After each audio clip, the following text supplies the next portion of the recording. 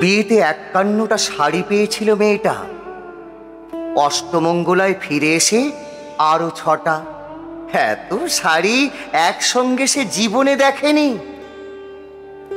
আলমারির প্রথম থাকে সে রাখলো সব নীল শাড়িদের।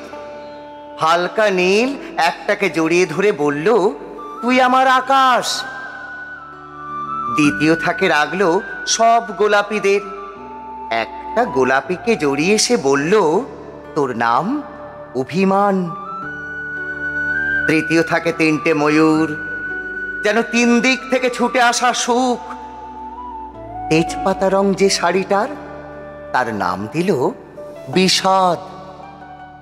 সারা বছর সে শুধু শাড়ি উপহার পেল।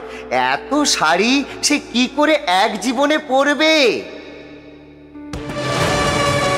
কিন্তু বছর যেতে না যেতে ঘটে গেল সেই ঘটনাটা। সন্ধ্যের মুখে মেয়েটি বেরিয়েছিল স্বামীর সঙ্গে চাইনিজ খেতে। কাপড়ে মুখ বাঁধা ৩টে ছেলে এসে দাঁড়ালো। স্বামীর তলপেটে ঢুকে গেল ১২ ইঞ্চি, ওপর থেকে নিচে, নিচে নেমে ডান দিকে। পড়ে রইল খাবার। চিলি ফিশ থেকে তখনও ধোঁয়া উঠছে। এর নাম রাজনীতি বলেছিল পাড়ার লোকেরা।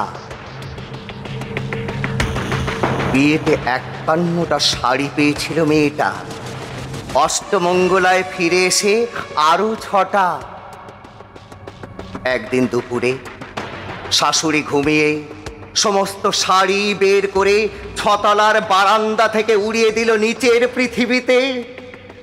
শাশুড়ি পরিয়ে দিয়েছে তাকে সাদা থান। ১৯ বছরের একটা মেয়ে, সে একা। কিন্তু সেই থানও এক ঝটকায় খুলে নিল ৩ জন। পাড়ার মোড়ে একটি সদ্য নগ্ন বিধবা মেয়ে দৌড়চ্ছে আর চিৎকার করছে, বাঁচাও। পেছনে ৩ জন। সে কি উল্লাস! নির্বাক পাড়ার লোকেরা। বিয়েতে ৫১টা শাড়ি পেয়েছিল মেয়েটা। নমস্কার।